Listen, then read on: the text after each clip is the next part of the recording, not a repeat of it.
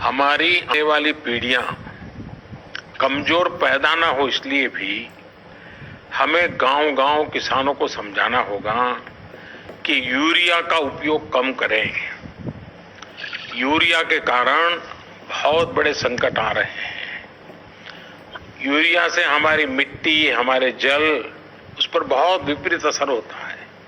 और इसलिए पल्लवी जी, आप जैसे प्रधान गांव वालों को समझाए कि भाई अब गांव में पहले अगर 10 थैली आता था यूरिया तो अब 5 थैली आएगा, पहले 100 थैली आता था तो 50 थैली आएगा, हम आधा कर देंगे। आप देखिए पैसा भी बचेगा और ये हमारी धरती माता भी बचेगी। तो मैं चाहूंगा कि जब पंजाब के किसानों से बात हो रही है और पल्लवी जैसे प्रधान से बात हो रही है, तो मुझे पक्का विश्वास है कि आप ये काम करोगी और मेरी तरफ से आपको बहुत बधाई, बहुत शुभकामनाएं। आइए हम महाराष्ट्र चलते हैं। भोले भाले किसान अधिक उत्पादन के लालच में फंसकर रासायनिक खाद व कीटनाशकों का प्रयोग करने लगे। बैलों की जगह ट्रैक्टर से जुताई होने लगी। शुरुआत में कम रासायनिक खादों के प्रयोग से अधिक उत्पादन हुआ। धीरे धीरे रासायनिक खादों के प्रयोग के कारण भूमि की उर्वरा शक्ति क्षीण होने लगी, जिसकी वजह से उत्पादन घटने लगा तथा फसलें कमजोर होने लगी। फसलों के कमजोर होने के कारण उनमें रोग व कीट लगने लगे। रोग व कीटों से फसल की सुरक्षा के लिए और अधिक कीटनाशकों का प्रयोग होने लगा। एक तरफ ज्यादा उत्पादन के लिए अधिक रासायनिक खादों का प्रयोग होने लगा, वहीं दूसरी तरफ फसलों को रोग व कीटों से बचाने के लिए अधिक विषाक्त कीटनाशकों का प्रयोग बढ़ गया, जिसके कारण उत्पादन लागत बढ़ी और किसान को लाभ कम होने लगा, बल्कि छोटे किसान कर्ज में डूबने लगे। धीरे धीरे भूमि की उर्वरा शक्ति क्षीण होने से भूमि बंजर होने लगी।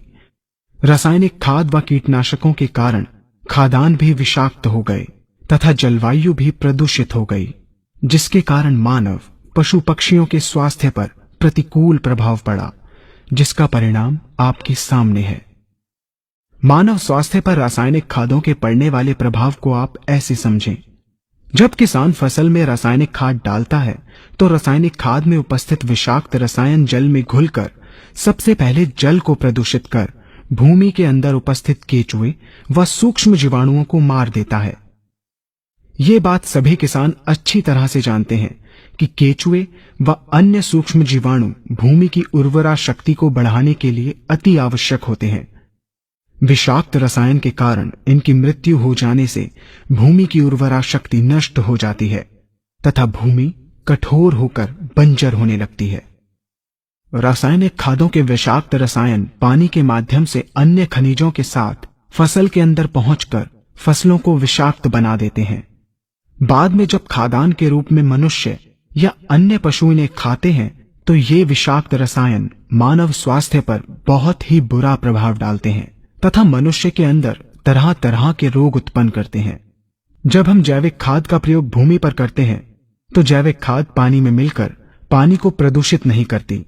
जैविक खाद भूमि के अंदर उपस्थित उर्वरा शक्ति को बढ़ाने वाले जीवाणु तथा केचुओं की संख्या को तीव्रता से बढ़ाती है, जिससे भूमि की उर्वरा शक्ति बढ़ती है तथा भूमि छिद्र युक्त एवं भुरभुरी हो जाती है, जिससे वायु और प्रकाश भूमि के अंदर गहराई तक प्रवेश करते हैं, जिसके कारण भूमि में तापमान एवं आर्द्रता का संतुलन बना रहता है और फसलें मजबूत होती हैं।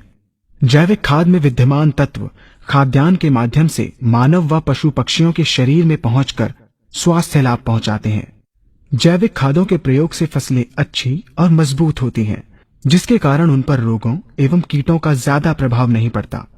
यदि किसी प्राकृतिक कारणवश कीटों व रोगों का प्रभाव अगर पड़ता भी है तो गौमूत्र एवं औषधीय वनस्पतियों के घोल के छिड़काव करने से फसलों को रोग एवं कीटों से बचाया जा सकता है।